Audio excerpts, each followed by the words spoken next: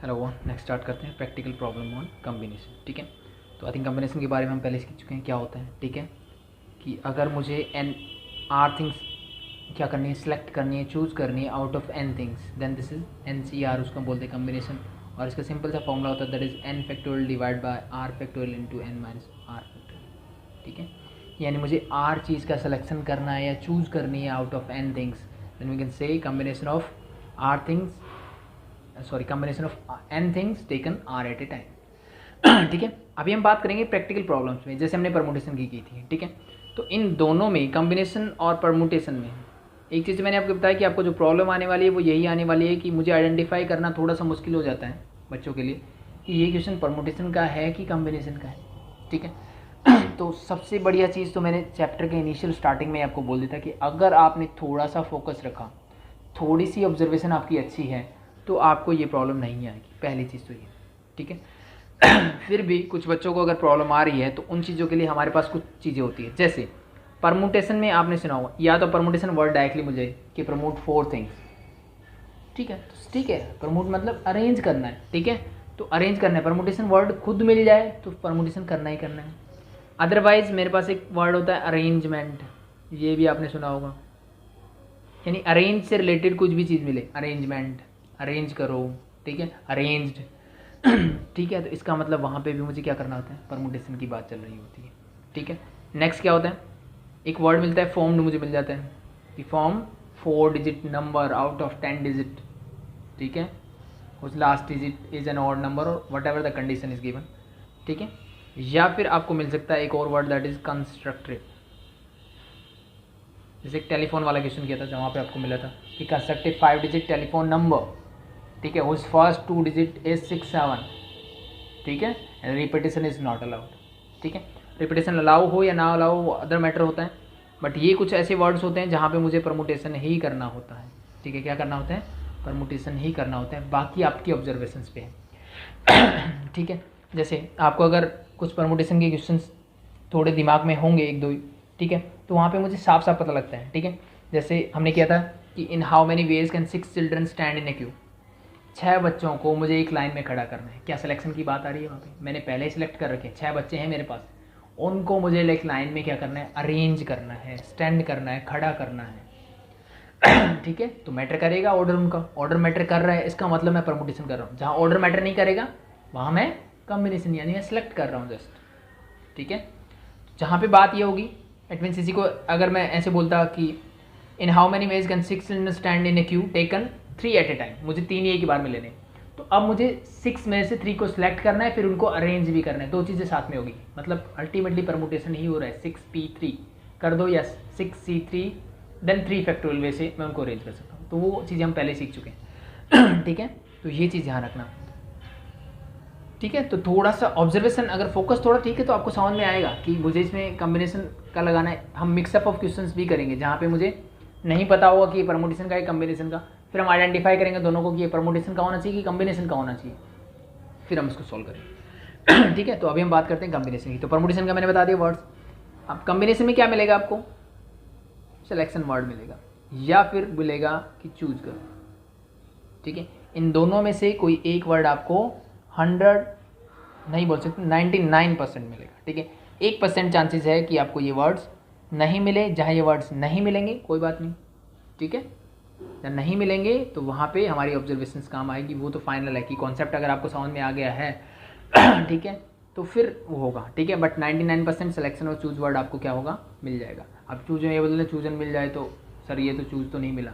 ठीक है, सिलेक्शन की बात कर रहे हो तो इससे रिलेटेड कुछ मिल जाए तो वो थोड़ी बहुत अंडरस्टैंडिंग आपकी होनी चाहिए। ठीक है, तो अब जस्ट हम क्वेश्चंस को स्टार्ट करते हैं, उनसे चीज़ें आपको और क्लियर होती चली जाएगी। ठीक है, तो फर्स्ट क्वेश्चन मैं लेता हूँ, इन how many ways can 5 sportsman can be selected. क्या करना है, मुझे सिलेक्ट करना है from A group of 10। Total कितने हैं मेरे पास, 10 हैं। 10 में से कितने सेलेक्ट करने हैं, 5 सेलेक्ट करने हैं। मुझे 10 पर्सनस हैं, उनमें से कोई 5 को सिलेक्ट करना है, तो क्या यहाँ ऑर्डर मैटर कर रहा है। ठीक है, मैंने राम, श्याम, गोपाल, राजू, कभी कुछ किसी को भी सिलेक्ट किया 5 को, तो इन 5 का क्या ऑर्डर मैटर करता है, मुझे सिलेक्ट ही करना है ना 5 प्लेयर, मुझे 5 प्लेयर खेलने के लिए चाहिए, मैं जो इसको सिलेक्ट करना है, मुझे अरेंज नहीं करना उनको। ठीक है, इट मीन जैसे मैंने आपको तो हमने स्टार्टिंग बता दी कि मुझे क्रिकेट टीम बनानी है, 11 प्लेयर को सिलेक्ट करना है, ना कि उनको अरेंज करना है। क्या उससे फ़र्क पड़ेगा कि मैं पहले किसका नाम ले रहा हूँ बाद में किसका? इट मीन जस्ट सिंपली ये बोल रहे हैं कि in how many ways can 5 sportsman be selected from A group of 10। 10 में से कोई 5 मुझे सिलेक्ट करने हैं। It mean order doesn't matter, it means the number of ways is simply कितने स्पोर्ट्समैन है 10, कितने करने हैं उसमें से 5 सिलेक्ट करने। ठीक है, तो 10 से 5 निकाल लो, तो आई थिंक निकालना आता है। It is 10 factorial divided by 10 5 factorial, 10 minus 5 that is also 5 factorial. ये सॉल्व करना हम सीख चुके हैं।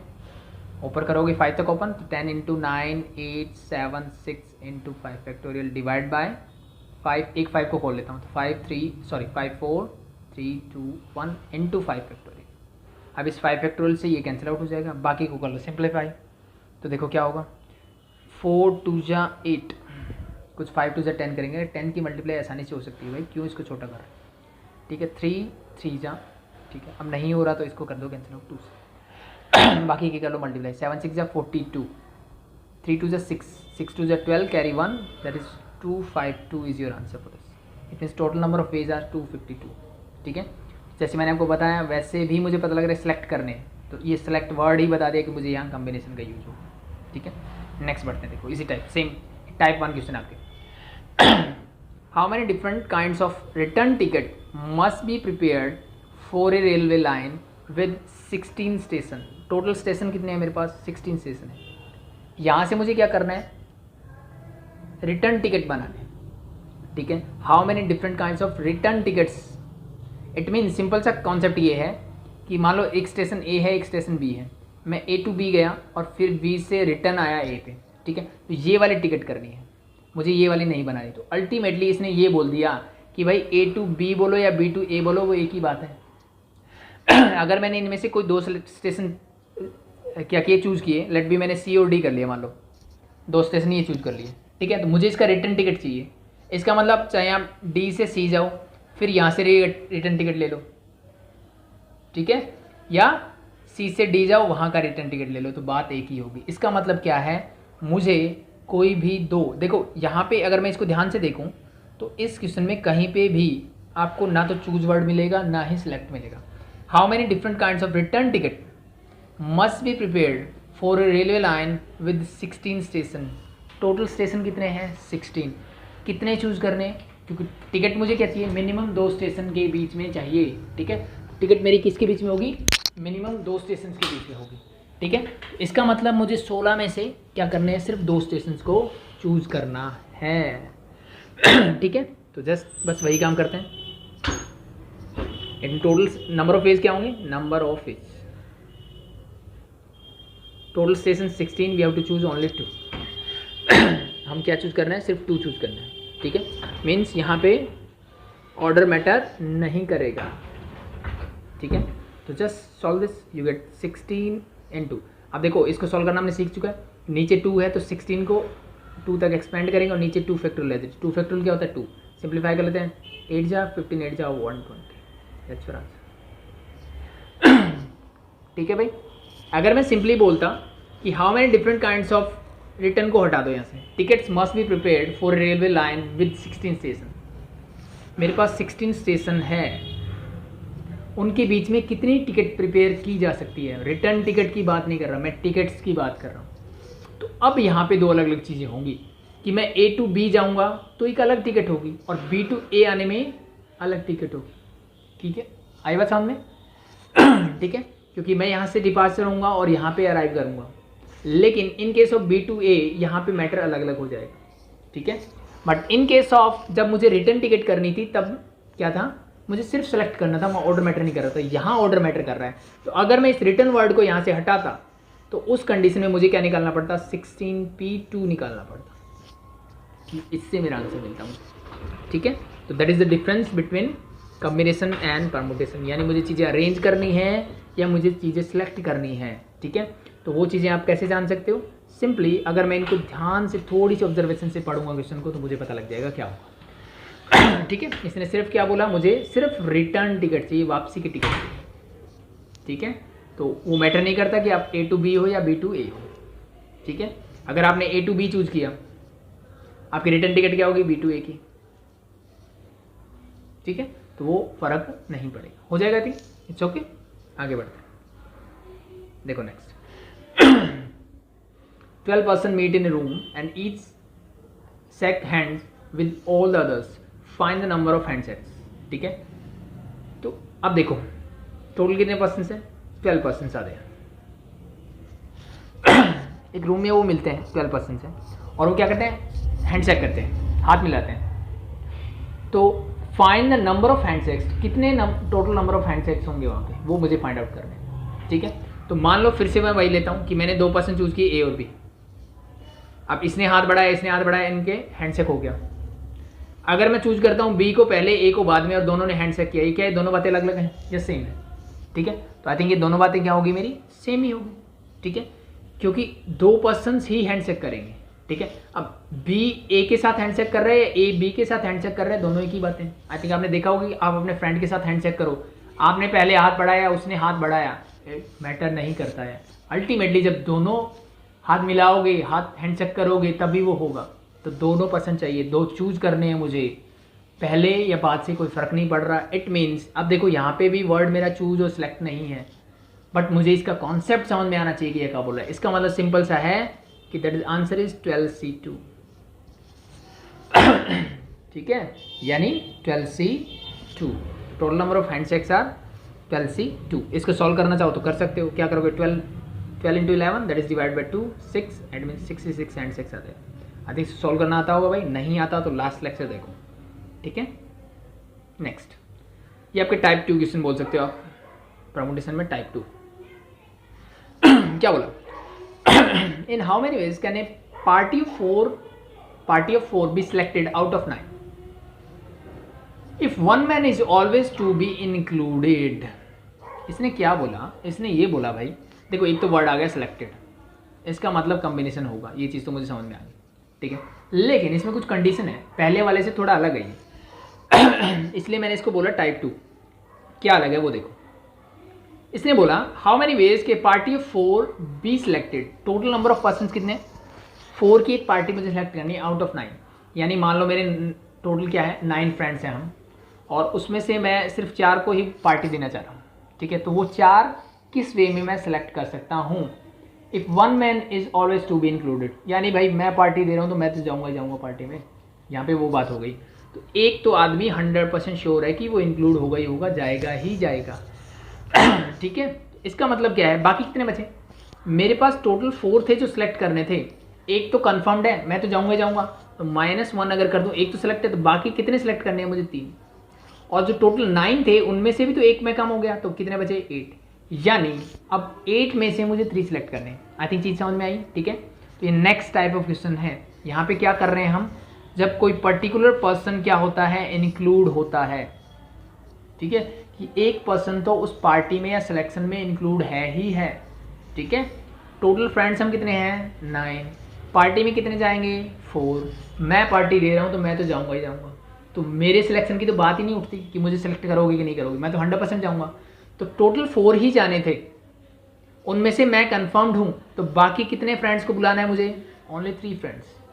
इन टोटल 9 में भी तो मैं इंक्लूड था, तो मतलब मेरे जो 8 फ्रेंड्स बचे उनमें से मुझे क्या करना है, 3 को इन्वाइट करना है। It mean that is simply मुझे 3 सेलेक्ट करने out of 8, that is your answer. इसको कैलकुलेट कर लो, आपका आंसर मिल जाएगा, ठीक है ठीक है। तो ये एक नया कॉन्सेप्ट हमें सीखने को मिला, ठीक है। तो इसी कॉन्सेप्ट, ठीक है, आई थिंक समझ में आया होगा। तो इसको अगर हम करेंगे तो क्या बोलेंगे, ठीक है, एक तरह के थ्योरम्स बोल सकते हो, ठीक है, कि combination of n things taken r at a time, ठीक है। मैं इसको बोल सकता हूँ कि कॉम्बिनेशन ऑफ n थिंग्स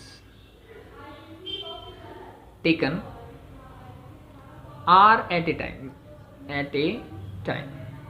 मैंने क्या किया, n थिंग्स का कॉम्बिनेशन किया, और r को मैंने क्या किया, एट ए टाइम लेना है मुझे, when x particular things is always occurs, when x particular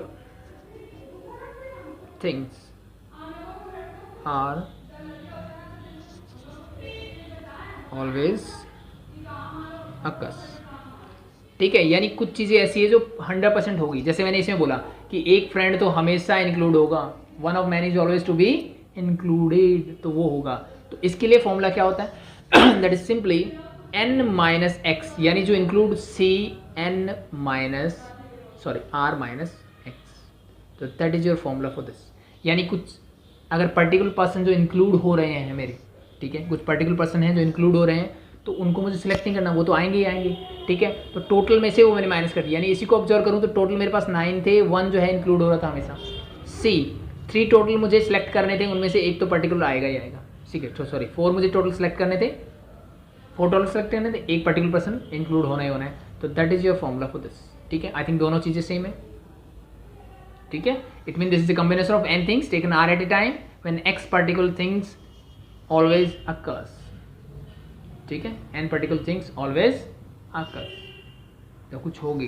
तो दिस इज, तो मैंने पहले आपको एग्जांपल दिया, फिर मैंने आपको जो चीज़ थी, जो प्रॉपर्टी थी, वो मैंने आपको बताई, ठीक है भाई, ये चीज़ समझ में आई। अब नेक्स्ट बात करते हैं एक्सक्लूडेड, यानी एक फ्रेंड ऐसा है जिससे मेरी नहीं बनती, मुझे उसको पार्टी में नहीं बुलाना है, मुझे उसको पार्टी में नहीं बुलाना है। तो इस चीज़ को अगर मैं समझूँ तो देखो, मेरे पास टोटल कितने हैं, 9 फ्रेंड्स हैं, फ्रेंड्स टोटल मैंने मान लिए, मेरे टोटल 9 फ्रेंड्स हैं, यहाँ मैन गिवन है जस्ट समझने के लिए, आप समझो। और पार्टी में कितने को बुलाऊंगा, 4 को बुलाऊंगा।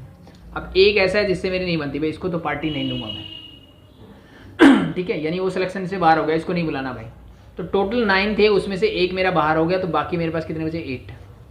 क्या वो यहाँ से भी बाहर होगा, पार्टी में तो मुझे 4 बंदे बुलाने हैं, 4 ही बुलाने हैं ना। तो अब मेरे पास क्या बचा, टोटल 8C4, यानी इन 8 फ्रेंड में से कोई 4 फ्रेंड को मुझे बुलाना है। तो that is combination is 8C4, ठीक है। यानी अब मैंने जो बात की, that is your combination of n things taken r at a time. मैंने क्या कि n थिंग्स का परमुटेशन किया r एट ए टाइम लेके, when x particular things never occurs, when x particular things never occurs, ठीक है। n थिंग्स है मेरे पास, एक बार में मुझे r लेनी है, मेरे पास टोटल 9 फ्रेंड्स थे, एक बार में मुझे पार्टी में 4 को ही बुलाना था, लेकिन मैंने बोला कि एक जो है पार्टी में नहीं आएगा। तो इसका मतलब क्या बना कि n में से कुछ x नहीं आएंगे, लेकिन इनके अलावा जो बच गए ना, उसमें से मुझे r क्या करने, सिलेक्ट करने, क्योंकि पार्टी में तो मुझे 4 चाहिए ना, पार्टी तो 4 की चाहिए। अब यहाँ से अगर मैं इसको कम कर दूंगा तो पार्टी में 3 बुलाने के मुझे नहीं, मुझे 4 ही पर्सन बुलाने हैं, ठीक है। यहाँ पे क्या हुआ था, एक तो मैं खुद था, बाकी के 3 जो बचे वो मैंने सेलेक्ट कर लिए, तो 4 हो गए टोटल। यहाँ क्या हो रहा है, चारों के चारों मुझे बुलाने हैं, सिलेक्ट करने हैं, आई बात समझ में। तो that is the formula for this. तो ये चीज़ ध्यान रखनी है कि कुछ चीज़ें अगर नहीं हो रही है तो उनको सिर्फ n में से माइनस करना है, सिलेक्शन में से नहीं। नीचे अगर कुछ चीज़ें पर्टिकुलरली होगी ही होगी, 100% श्योर है, तो वो आपका क्या होगा, n और r दोनों में से सब्ट्रैक्ट हो जाएगा, ठीक है। तो आई थिंक चीज़ें समझ में आई होगी, हो जाएगा। नेक्स्ट बढ़ते हैं, कैलकुलेशन आई थिंक कर लोगे, 8C3 आपको निकालना आता होगा भाई, ठीक है। 8C4 भी हम कैलकुलेट कर सकते हैं, दैट्स कैलकुलेशन की बात है, वो आप खुद से कर सकते हो, बस कॉन्सेप्ट समझाना। Question number 4, in how many ways can a hockey 11 be chosen out of, word मिल गया, हॉकी 11 चूज करनी है मुझे, यानी हॉकी के 11 प्लेयर्स को चूज करना है, सेलेक्ट करना है आउट ऑफ 15 प्लेयर्स, यानी खेलने वाले चाहिए। टोटल 15 की होते हैं प्लेयर्स, उनमें से 11 जो प्लेइंग 11 में होंगे वो मुझे चाहिए। So as to include 3 particular players, यानी 3 ऐसे प्लेयर हैं जो बहुत अच्छा खेलते हैं, इनको तो खिलाना है, 100% श्योर है मेरे पास। तो टोटल प्लेयर्स हैं मेरे पास 15, उनमें से 3 मैंने सेलेक्ट पहले ही कर लिए, तो -3 कर दो, बाकी कितने बचे, 12। मुझे सिलेक्ट करने थे 11, उनमें से 3 मैंने पहले ही सिलेक्ट कर लिए, कितने बचे, 8। यानी टोटल अब मेरे पास 12 प्लेयर हैं, जिनमें से मुझे कितने सेलेक्ट करने हैं, 8 सेलेक्ट करने हैं। It means we have 12C8, the number of ways is 12C8, that's it. Particular include है, तो इंक्लूड के लिए हमने बोला था कि क्या करोगे, n में से भी उसको माइनस कर दो, r में से भी कर दो, जो बाकी बचा उसका NCR निकाल लो, दैट्स योर आंसर। तो इसको सॉल्व कर लो, you get your answer. 12C8 क्या होता है, दैट इज 12C4 के इक्वल लिख सकता हूँ मैं, 12 - 8 दैट इज 4। इसको सॉल्व करोगे तो 12 × 11 × 10 × 9 and divide by 4 factorial means 4 × 3 × 2 × 1, 4 3 जा 12, 2 से 5, 99, 5 जा या 45 को करो तो 5, 9 and 4, 495 is your answer for this. तो आई थिंक चीज़ें समझ में आ रही होगी, ठीक है। एक्सक्लूडिंग 3 पर्टिकुलर प्लेयर्स, अब मुझे क्या करना है, 3 पर्टिकुलर प्लेयर्स को खिलाना ही नहीं है, ये तीनों गंदा खेलते हैं भाई, इसको नहीं खिलाना है। तो क्या करोगे, इसको तो सिलेक्शन से ही बाहर कर दो, तो 15 में से 3 बाहर कर दिए, 12 बचे। अब प्लेइंग 11 तो 11 की होगी ना भाई, 8 बंदे तो नहीं खिला सकता मैं, इट मीन्स प्लेइंग 11 तो 11 प्लेयर्स, यानी इन 12 में से 11 को मुझे सिलेक्ट करना है। तो नाउ फॉर दिस 12 से 11 यू हैव टू फाइंड, और वी कैन से 12 से 11 मीन्स 12 से 1, एक ही बात है, that is 12 divide by 1 means 12। You have total number 12 ways to select 11 players out of 12, ठीक है। तो एक्सक्लूड करोगे तो n में से माइनस कर दो, इंक्लूड करोगे पर्टिकुलर प्लेयर्स को तो n और r दोनों में से माइनस कर दो, जो बच गया उसका सिलेक्ट कर लो बाकी को, ठीक है। तो आई थिंक समझ में आ रहा होगा। दिस इज टाइप 2 क्वेश्चन चल रहे हैं हमारे। नेक्स्ट देखो, in how many ways can we select a cricket 11, अब देखो सेम लास्ट वाला ये, from 17 player in which 5 players can bowl, 5 ऐसे बंदे जो बॉलिंग कर सकते हैं। Each team must include exactly 2 bowler, each team must include exactly 2 bowler. तो हर टीम में क्या होना चाहिए, एग्जैक्टली 2 बॉलर्स, यानी 2 बॉलर, एग्जैक्टली का मतलब 2 ही होने चाहिए, ना तो 2 से ज़्यादा ना 2 से कम। तो टोटल कितने हैं, in how many ways can we select a cricket 11 from 17 player, total players है मेरे पास 17, इन विच 5 प्लेयर्स कैन बोल, इन 17 में से 5 बॉलिंग कर सकते हैं भाई, ठीक है। 5 अगर बॉलिंग कर सकते हैं तो इसका मतलब क्या है, 12 तो मेरे पास बैट्समैन है, बैट कर सकते हैं, और 5 आवर्स बॉलर, ये चीज़ समझ में, इनके अंदर ही है, इनके अलावा नहीं है। इन which 5 players can ball, each team must include exactly 2 bowlers, her team में मुझे कितने बॉलर्स चाहिए, 2 बॉलर्स चाहिए, ठीक है। तो अब यहाँ पे क्या हो गया, ये इसको बोल सकते हो आप टाइप 3, यहाँ पर नेक्स्ट टाइप क्वेश्चन आ गया। मुझे टोटल कितने प्लेयर चूज करने हैं, मुझे 11 करने हैं भाई, एक चीज़ कन्फर्म है, इस 11 में से 5 बॉलर है मेरे पास, इनमें से कोई 2 मुझे चाहिए, ठीक है। कितने बचे बाकी, 9, तो इन 12 में से मुझे क्या चाहिए, 9 चाहिए, तब मेरी टीम पूरी होगी। यानी 5 बॉलर में से मुझे 2 बॉलर चाहिए, और इन 12 बैट्समैन में से मुझे कितने चाहिए, 9 बैट्समैन चाहिए। सीधी सी बात है, प्लेइंग 11 बनानी है, तो इसने बोला है एग्जैक्टली 2 बॉलर होने चाहिए, इसने बोला, तो एग्जैक्टली 2 बॉलर्स कहाँ से मिलेंगे, इन 5 में से मिलेंगे, तो मैंने निकाल दिया। तो बॉलर्स की कंडीशन थी, बैट्समैन की कंडीशन, तो बाकी जो बचेंगे वो क्या होंगे, बैट्समैन ही तो होंगे, क्योंकि एग्जैक्टली 2 बॉलर्स होने चाहिए, 2 से ज़्यादा बॉलर नहीं चाहिए, यानी इन 5 में से कोई 2 ही सिलेक्ट कर सकता हूँ मैं, बाकी मुझे सारे बैट्समैन लेने हैं, ठीक है भाई। तो कैसे करोगे, सिंपल सा तरीका देखो, अब मेरे पास 12 बैट्समैन हैं, उनमें से मुझे कोई 9 सेलेक्ट करने हैं, तो कैसे सेलेक्ट कर सकता हूँ, 12 से 9 में से। मेरे पास 5 बॉलर हैं, उनमें से क्या सिलेक्ट करने हैं, मुझे कोई 2 बॉलर सेलेक्ट करने हैं, वो कैसे सेलेक्ट करना, 5 से 2। अब बात करते हैं इन दोनों के बीच में क्या होगा, एंड है या और है, मुझे क्या करना है, 9 बैट्समैन एंड 2 बॉलर, और 9 बैट्समैन और 2 बॉलर, ठीक है। मुझे 2 बॉलर, यानी प्लेइंग 11 तब बनेगी जब ये दोनों बॉलर होंगे और 9 के 9 बैट्समैन होंगे, यानी इन दोनों को ऐड करने से, ऐड इन द सेंस गलत लगे, ऐड मतलब 9 + 2 को ऐड करने से 11 होंगे, ठीक है। तो इन ये दोनों इवेंट जो हैं, क्या वो एक दूसरे पे डिपेंडेंट है, ये सुनो भाई। अगर मैं इसको नहीं करता तो क्या इससे मेरा काम चल जाएगा, बिल्कुल नहीं चलेगा, 9 प्लेयर से मैं नहीं खेल सकता, मेरे को 11 चाहिए। तो इसका मतलब ये है कि ये दोनों जो इवेंट है वो मेरे क्या हैं, डिपेंडेंट हैं। तो अगर ये डिपेंडेंट है तो क्या होता है डिपेंडेंट इवेंट के लिए, हमने प्रिंसिपल ऑफ काउंटिंग में सीखा था कि इनको कर दो मल्टीप्लाई, ठीक है। तो ये मुझे मिलेगा इसका आंसर, ठीक है। तो ये नेक्स्ट टाइप ऑफ क्वेश्चन है, मेरे पास 2 अलग अलग चीज़ें हैं, उनमें से कंबाइन करके मुझे सेलेक्ट करना है। टोटल 17 प्लेयर्स थे, उनमें से 5 क्या थे, बॉलिंग कर सकते थे, मैंने बॉलर्स को अलग किया। 12 जो थे वो बैटिंग कर सकते थे, उनको मैंने अलग किया। अब मुझे टोटल प्लेइंग 11 बनानी है, तो इसने बोला कि एग्जैक्टली 2 ही बॉलर होने चाहिए, यानी इस 5 में से मैं सिर्फ 2 ही को चूज़ कर सकता हूँ। मुझे क्या बनानी है, प्लेइंग 11, 2 खिलाड़ी तो मैंने इनमें से चूज़ कर लिए। मान लो 5 bowler A B C D E थे, मान लो मैंने A B C को खिला लिया, ठीक है। बाकी 9 प्लेयर कहाँ से लेके आओगे, ये जो 12 बैट्समैन है उसमें से, तो 12 से 9। अब ये टीम पूरी कब बनेगी, जब इन दोनों की मल्टीप्लाई होगी, ठीक है। एक और तरीका सिलेक्शन में ये ध्यान रखना कि इनका जो सम है ये जो सम मैं निकालता हूँ, इनके अलावा कोई कंडीशन होगी तो बात अलग है। इनके अलावा जब कोई कंडीशन नहीं होगी, ये ध्यान रखना कि ये दो जो है इनके अलावा कोई कंडीशन नहीं हो रही, मुझे टोटल कितने सेलेक्ट करने थे, 11 सेलेक्ट करने थे।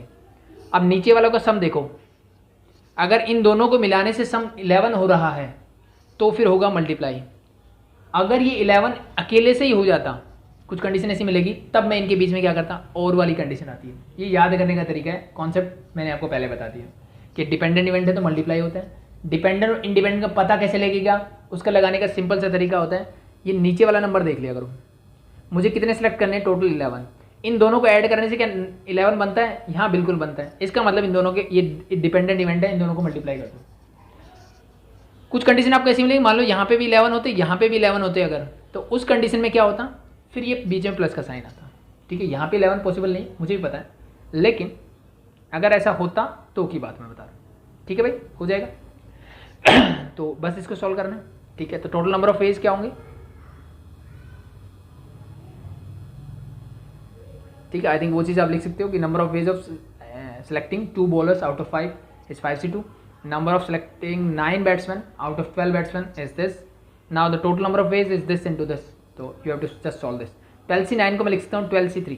अब ये चीज़ें ध्यान रखना भाई, ठीक है, ये चीज़ें आपको आनी चाहिए। 5c2 को 5c2 ही रहने देते हैं, सॉल्व करते हैं। 12c3 मतलब 12 इंटू 11 इंटू 10, 3 टर्म्स तक ओपन किया, नीचे 3 factorial means 3 into 2 into 1 into 5 into 4 divide by 2 factorial क्या होता है, दैट इज 2। सिंप्लीफाई करते हैं, 3 2 6, 6 2 12, 2 and 2 गेट कैंसिल आउट।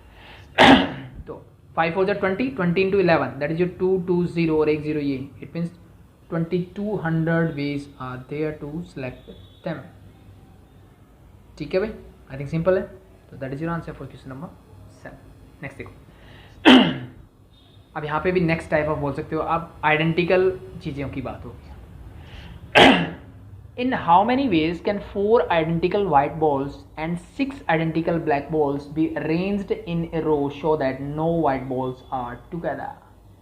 मैंने क्या बोला भाई, मैंने बोला मेरे पास 4 आइडेंटिकल वाइट बॉल्स हैं। 4 आइडेंटिकल वाइट बॉल्स का मतलब क्या है, एक जैसी दिखने वाली 4 वाइट बॉल्स आ दे। ठीक है, तो वाइट बॉल्स कितनी है मेरे पास, वाइट बॉल्स आर 4। और आर आइडेंटिकल मीन्स सेम, मैं उसको आइडेंटिफाई नहीं कर सकता कि ये दूसरी है या पहली है, कौन सी है। ठीक है, same as 6 identical black balls. Black balls कितनी है मेरे पास, 6 है। आइडेंटिकल मीन्स एक जैसी है, आप डिफ्रेंशिएट नहीं कर सकते कि बॉल 1 एंड 2 डिफर नहीं है, same. Balls be arranged in a row. अब बोलेंगे सर कि अरेंजमेंट की बात आ गई, परमुटेशन करना है हमें। ठीक है, बिल्कुल करना है, अरेंजमेंट का मतलब परमुटेशन ही होता है। So that no white balls are together, कोई भी वाइट बॉल्स मेरी क्या आनी चाहिए, इकट्ठी नहीं आनी चाहिए। सिंपल सा मतलब क्या है, आई थिंक इस टाइप की क्वेश्चन हम पहले भी कर चुके हैं। इसका कहने का मतलब ये है कि कोई भी 2 वाइट बॉल्स मेरे पास इकट्ठी नहीं आनी चाहिए। तो इसका मतलब क्या करना है मुझे, सिंपल सा तरीका ये है, वहाँ मान लो मेरे पास क्या है, 6 ब्लैक बॉल्स आते हैं, तो मैं 6 ब्लैक बॉल्स को रख देता हूँ। The first 1, second, third, 4, 5, 6 black balls आते हैं। अब वाइट बॉल्स को मैं कैसे रख सकता हूँ, मेरे पास यहाँ आ जाए, यहाँ आ जाए, यहाँ आ जाए, यहाँ आ जाए, यहाँ आ जाए, यहाँ आ जाए, या फिर यहाँ आ जाए, ये मेरे पास नंबर ऑफ वेज है। यानी वाइट बॉल्स जहाँ मैंने क्रॉस किया वहाँ आएंगी तो कोई दिक्कत नहीं है, वो इकट्ठी नहीं होंगी। So that no white balls are together, कोई भी वाइट बॉल्स क्या जो है वो इकट्ठी नहीं आनी चाहिए। ठीक है, और बेटर रहता अगर ये लिखता no 2 white balls are together. ठीक है, इसका कहने का मतलब वही है, no white balls are together, कोई भी वाइट बॉल्स इकट्ठी नहीं होनी चाहिए। तो ऐसे क्वेश्चन हमने पहले भी किए थे। ठीक है, कि पहले हम इनको ब्लैक बॉल्स के लिए कितने स्पेस बन रहे हैं, गैप मेथड हम करते थे, 1 2 3 4 5 6 places are there and 6 black balls are there, we have to arrange 6 object at 6 place but 6 identical objects are there. ठीक है, तो अब यहाँ से देखो सारी की सारी ब्लैक बॉल जो है मेरी, एक तरीका तो वो एक 6 ऑब्जेक्ट है, तो 6 फैक्टोरियल वे से मैंने इसको अरेंज कर दिया। अब मेरे पास सारे के सारे क्या है, एक जैसे ही हैं, तो डिवाइड बाय मैंने 6 फैक्टोरियल इसका कर दिया, मीन्स योर आंसर इज 1। ये चीज़ समझ में आई भाई, नहीं आई तो देखो, ब्लैक बॉल 1 2 3 4 5 6 आते हैं। अगर ये 6 ऐसे मैंने नंबरिंग किया अलग अलग दिख रही होती तो मैं इनको 6 फैक्टोरियल वे से अरेंज कर सकता था, लेकिन ये सारी की सारी क्या है, सेम है। तो आइडेंटिकली हमने सीखा था कि मान लो मुझे ऐसे मिलता था ना AAITV, मान लो ऐसे मिलता था, इसको अरेंजमेंट करना था, हम क्या करते थे, total objects 5 factorial divide bye same कितने हैं 2, तो डिवाइड बाय 2 फैक्टोरियल कर दो, this is the simple arrangement. ये 2 क्यों किया हमने, क्योंकि ये A आगे पीछे होने से AA ऐसे लिखा मैंने, इस वाले को आगे लिखा, इस वाले को पीछे लिखा, क्या ये अरेंजमेंट अलग है, ये अरेंजमेंट सेम ही है। तो जितने नंबर ऑफ ऑब्जेक्ट सेम होते थे उतने ही फैक्टोरियल से हम उसको डिवाइड कर देते थे, ये परमुटेशन में हमने सीखा हुआ ठीक है। तो इसका मतलब ये है 6 ऑब्जेक्ट्स हैं, 6 के 6 सेम है, तो इसमें नंबर ऑफ अरेंजमेंट इज 1। क्यों है, क्योंकि देखो इस ब्लैक बॉल को मैं यहाँ रख दूँ, इसको मैं यहाँ रख दूँ, उस चीज़ से कोई फर्क पड़ रहा है, इसको यहाँ रख दो, किसी भी ब्लैक बॉल को आप कहीं भी रख दो आपको अरेंजमेंट सेम ही लगेगी, क्योंकि सारी क्या है, आइडेंटिकल है। अगर ये अलग अलग होती तब मैटर अलग होता। इतनी बात आगे समझ में। तो इसका मतलब मुझे समझ में आया कि 6 identical black balls can be arranged इन 1 में। एक ही तरीका हो सकता है उनको अरेंज करने का ठीक है। इतना होने के बाद अब मुझे क्या करना है, देखो अब नेक्स्ट स्टेप जो आएगा वो ये करना है मुझे कि अब मेरे पास प्लेसेस देखो कितने बचे हैं, दैट इज 1 यहाँ पे वाइट बॉल आ सकती है, सेकंड यहाँ पे आ सकती है, थर्ड 4 5 6 7, यानी टोटल 6 बॉल्स है, 6 ऑब्जेक्ट है, तो टोटल गैप कितने बनेंगे 7। इन 7 गैप्स में मुझे 4 वाइट बॉल्स को क्या करना है, अरेंज करना है, रखना है ठीक है। तो कैसे कर सकते हो, तो एक तो ये आएगा सर कि अरेंजमेंट तो हम परमुटेशन में करते थे कि 7 प्लेसेस पे 4 ऑब्जेक्ट को अरेंज करना है, 7p4 कर दो, बिल्कुल सही है, इसमें कोई गलती बात नहीं है। लेकिन ये चारों ऑब्जेक्ट आइडेंटिकल है, तो डिवाइड बाय क्या करोगे आप, 4 फैक्टोरियल को भी करोगे, क्या करोगे आप 4 फैक्टोरियल को करोगे। तो एक तो वे ये है परमुटेशन से करने का, इसको जब सॉल्व करोगे ये क्या मिलेगा, 7 factorial divide bye 7 - 4 that is 3 factorial, ये 4 जब ऊपर जाएगा तो 1 डिवाइड बाय 4 फैक्टोरियल। तो अगर मैं इसको ध्यान से देखूं तो ये मेरा एक तरह से 7c3 ही बन गया, सॉरी 7c4 एक ही बात है, 7c3 बोलो या 7c4 दोनों एक ही बात है, दोनों इक्वल होते हैं ठीक है। तो यानी इसको करने का एक मेथड तो ये था, बिल्कुल सही, आपने कुछ गलत नहीं, आप ऐसे भी करोगे। तो number of ways of selecting 4 places number of ways of selecting 4 places out of 7 that is 7c3 बोल दो सिलेक्शन के लिए, या अरेंजमेंट का डायरेक्टली बोलोगे कि arranging 4 white balls on 7 places there is 7p4 divide by 4 factorial ways where the 4 white balls are identical, चारों की चारों वाइट बॉल्स क्या है मेरी आइडेंटिकल है, इसलिए नीचे 4 फैक्टोरियल आया मेरा, ठीक है ये आने के बाद अब देखो क्या होगा, एक तो तरीका ये हो गया। तो अब देखो ये तो हो गया मेरा ब्लैक बॉल्स को अरेंज करने का 1 वे है, व्हाइट बॉल को अरेंज करने का मेरे पास वे निकला ये वाला, ठीक है। तो टोटल नंबर ऑफ वेज क्या होंगे, तो यहां पे लिख सकता हूं मैं 4 identical white balls can be arrange eight 7 places, कितने वे से कर सकता हूं मैं, 7p4 डिवाइड बाय 4 फैक्टोरियल ऐसे बोल दूं, या फिर मैं सिंपली इसको बोल सकता हूं 7c4 भी बोल सकता हूं, यस सुनो कैसे, उसकी बात बताऊँ देखो ये मैंने कैसे बोला, ये तो परमुटेशन से कर रहे थे, इसको आप सॉल्व कर लो no problem, that is 7 factorial divide by क्या हो जाएगा 4 फैक्टोरियल इंटू 3 फैक्टोरियल, ठीक है सॉरी ये हो जाएगा आपका। अब क्या ये और ये दोनों चीज़ें डिपेंडेंट है, ये वाला मैं चीज़ बता रहा हूँ, पहले मैं इनका फाइनल कंक्लूजन निकाल देता हूँ। तो अब देखो व्हाइट बॉल्स और ब्लैक बॉल्स दोनों चीज़ें अरेंज करनी है, इसका मतलब ये दोनों इवेंट क्या है डिपेंडेंट है, तो इसको मतलब इनटू क्या करोगे 1, अब 1 से मल्टीप्लाई करो या ना करो वो फर्क नहीं पड़ता, इट मीन इसका जो आंसर होगा that is your final answer for this, इसका जो आंसर होगा वही मेरा क्या होगा फाइनल आंसर होगा, ठीक है। अब मैं सिलेक्शन की बात करता हूँ दूसरे तरीके से, मैं आपको ये बताता हूँ अब मैंने क्या किया दूसरे मेथड से, अब मुझे क्या करना है, ब्लैक बॉल्स तो मैंने सिट कर दी और उसकी arrangement number of ways is 1 that is okay okay, मेरे पास total places are 7 and we have to arrange 4 white balls there, ठीक है। तो इसका मतलब क्या है, इन 7 प्लेस में से कोई मुझे 4 प्लेस को चूज करना है, पहले 7 में से कितने करने हैं 4 प्लेसेस को चूज करना है, पहला काम तो ये करूंगा मैं ठीक है। तो 7 प्लेसेस में से 4 प्लेस को चूज करना सिलेक्ट करने की बात है, तो कैसे कर सकता हूं मैं 7c4 वे से कर सकता हूं, यस और नो बिल्कुल सही बात। अब वो जो 4 प्लेस मान लो सिलेक्ट हुआ मेरा 1 3 4 और 5 ये सिलेक्ट हो गई, यहाँ पे मुझे व्हाइट बॉल्स को अरेंज करना है, तो मैं पहली व्हाइट यहाँ रखी यहाँ रखी यहाँ रखी यहाँ रखी, मान लो ये रख दी 4।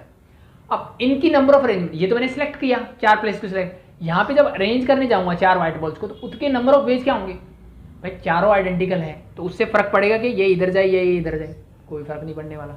It mean number of arrangement is only 1। तो इसका मतलब ये और ये बात देखो एक ही है, ठीक है। तो कॉम्बिनेशन में हम क्या करते हैं, सिर्फ चीज़ों को सिलेक्ट करते हैं। परमुटेशन में पहले सिलेक्ट करेंगे फिर उनको अरेंज करेंगे, ठीक है। तो सिलेक्ट मैंने 7C 4 वे से कर लिया, अब इनको अरेंज करना है। अरेंज करने कितने, 4 आइडेंटिकल थिंग्स को मैं ओनली 1 वे होता है मेरे पास अरेंज करने का। 4 एक जैसी चीज़ें हैं, उनको आगे पीछे करने से कोई फर्क ही नहीं पड़ने वाला, ठीक है। जैसे मान लो मेरे पास ए है, 4 ए हैं, इस ए को मैं आगे लिखूँ, क्या कोई फ़र्क पड़ेगा, राइटिंग से पढ़ सकते हैं, लेकिन अगर मेरे पास ठीक है एक जैसे ही हो, कुछ कंस्ट्रक्टेड हो पहले से, तो आई थिंक उसमें फ़र्क नहीं पड़ेगा। तो इस और इसमें कोई डिफरेंस नहीं मिलेगा आपको। तो मीन्स एक चीज़ यहाँ समझ में आती है कि आर आइडेंटिकल थिंग्स को अरेंज करने का सिर्फ एक ही वे हो सकता है। तो that is your next type of question. Hope show आपको समझ में आया होगा। नेक्स्ट देखो, नेक्स्ट टाइप ऑफ क्वेश्चन क्या बोला है, father with 8 children take 3 at a time to the zoo. एक फादर है भाई, उसके कितने बच्चे हैं, 8 हैं, taken 3 at a time to the zoo. वो जू में जाता है, उस 8 में से 3 को एक बार में लेता है और जाता है, ठीक है। As often as he can without taking the same 3 children together more than once, यानी सेम 3 बच्चों को वो एक बार से ज़्यादा नहीं लेके जाएगा। He can without taking the same 3 children together more than once, यानी मान लो ए बी सी पहले 3 बच्चे ये थे, ठीक है, इन तीनों को वो एक ही बार घुमा के लाएगा, दोबारा नहीं लेके जाएगा, ठीक है। क्या वो ए बी, मान लो डी इसके साथ, क्या अब ए बी जा सकते हैं, ए बी दोबारा जा सकते हैं, ठीक है। तीनों को सेम बोला है उसने, he can without taking the same 3 children together more than once, इन तीनों को एक साथ वो दोबारा नहीं लेके जाएगा, ठीक है। How often will he go and how often each child will गो, इसने क्या बोला कि उसके फादर को कितने बार वहाँ जाना पड़ेगा। तो जितने मेरे सिलेक्शन होंगे, सीधी सी बात है। अब मुझे क्या करना है, टोटल 8 चिल्ड्रन है मेरे पास, उनमें से कोई 3 सेलेक्ट करने हैं, उनमें से क्या करना है, कोई भी 3 सेलेक्ट करने हैं और वो उसके फादर के साथ जाएंगे। तो number of ways as often he will go, तो number of ways he will go, उसको कितनी बार जाना पड़ेगा, उसके नंबर ऑफ वेज कितने हैं, सीधी सी बात है। 8 चिल्ड्रन है मेरे पास, 8 में से 3-3 के ग्रुप बनाने हैं मुझे, ये जितने भी ग्रुप बनेंगे उतने ही तो होंगे जितने सिलेक्ट होंगे। अब यहाँ पे ए बी सी को मैंने बुलाया, सी बी ए, ये दोनों अरेंजमेंट सेम है, इसका मतलब मुझे अरेंज नहीं करना, इसका मतलब तो मैं उन्हीं 3 बच्चों को वापस ले गया ना, ए बी सी और सी बी ए किया, तो इसका मतलब यहाँ अरेंजमेंट नहीं है, यहाँ सिलेक्शन ही है। मुझे कोई 3 बच्चे सिलेक्ट करने हैं, सिलेक्ट करके उनको घुमा के लेके आना है, वापस आऊँगा, एक बच्चे को छोड़ा, 2 को छोड़ा, तीनों को चेंज किया, वापस से फिर मैं 3 बच्चों को सिलेक्ट करूँगा और लेके जाऊँगा, ठीक है। उसमें नंबर ऑफ वेज क्या हो सकते हैं, हो सकता है ये ए बी वापस चला जाए, इसके साथ डी चला जाए, हो सकता है ए वापस जाए और इसके साथ ई और डी जाए, ठीक है, वो अलग अलग मैटर्स हो, ठीक है। ऐसे अरेंजमेंट मुझे बताने हैं, ऐसे सिलेक्शन मुझे बताने हैं, ऐसे नंबर ऑफ वेज मुझे बताने हैं। तो it means we have to choose 3 out of 8। मुझे क्या करना है, 3 बच्चों को सिलेक्ट करना है out of 8। That is your answer for this. Solve करोगे तो 8 into 7 into 6 divide by 3 factor means 3 into 2 into 1, 3 to just 6 cancel out, that is 56 ways are there, ठीक है। Number of ways he will go, that is 56, simple. Next अब बात करते हैं।